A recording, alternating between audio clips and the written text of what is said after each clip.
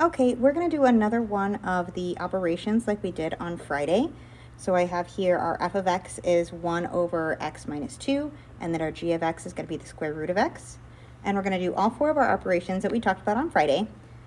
Before I get cruising on that, I want to go ahead and mark down the domain of what both of our given functions are so that we can find the domain of our composed functions at the bottom, or of our operated on functions at the bottom. So if we think about our f of x up here, our domain is pretty much going to be all real numbers except that our denominator cannot equal 0. So this is going to be everything except where x minus 2 equals 0. So it's going to be everything except when x is 2. So our domain is everything from negative infinity up to 2, and then everything from 2 to infinity. So it's everything except that real number 2. Both of those combined together makes our domain for f of x. For our g of x, when we have the square root of x, that just means I'm going to have a positive x value. We're not dealing with imaginary numbers when we're talking about functions. So we're going to go ahead and have our domain for the square root of x function is going to be when we have from 0 up to infinity. So when we're working with these pieces down here, and we're combining these pieces together, we're going to have to combine some of the pieces of our domains together. So when we take and do our f plus g of x, for the most part, there's not going to be a ton we can do to simplify this one, because our f of x is our 1 over x minus 2, and we're going to add to it that square root of x. And there's not really anything we could simplify. I mean, I could get this to have a common denominator so we could make it have one fraction, but it's not really going to change anything for us. So we can just leave it like that. There's not anything to simplify. When it comes to our domain on this, it's going to be when this is true and when this is true. So if we look at our domains over here, my f of x could go from negative infinity to positive infinity, just skipping over 2, and my g of x only went from 0 to infinity. So the places where these overlap are going to be mostly this domain, except we're still going to have to skip over 2 again. So our domain for this function here is going to be from 0 to 2, and then we're going to have to skip over that to go from 2 to infinity.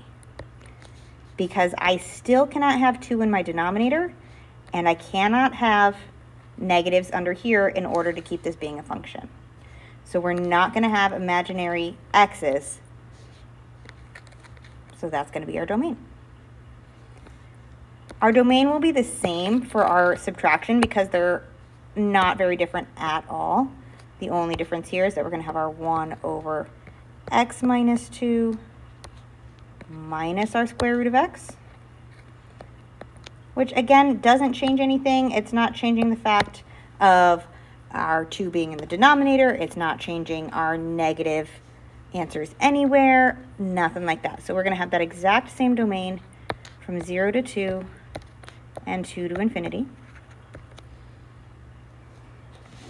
When we multiply these, we're going to have our 1 over x minus 2 times our square root of x. So this one I can simplify it a little, mostly just by writing it combined together. Our square root of x over x minus 2. And once again, I'm not going to have negative numbers under my radicals, and I'm not going to have 2 in my denominator. So once again, my domain is exactly what we had before. Our 0 to 2 and 2 to infinity, because we're not getting imaginary numbers for x, and we're not going to be able to have 2 in the denominator because we can't divide by 0. We want this to be real, and we want this to be non-zero. When we have our f over g of x, that's when we're going to set this up as a division. So we're going to have our f of x, our 1 over x minus 2, over our g of x, the square root of x. And we want to simplify this just a little bit because I don't like having fractions inside fractions. So this is the same thing as if I rewrote this as 1 over x minus 2 times 1 over the square root of x. And we should rationalize that. So we should get rid of the square roots in our denominator. So we get our square root of x over square root of x that we multiply by. And when we do that and we simplify this, this is going to be the exact same thing as our square root of x over x times x minus 2.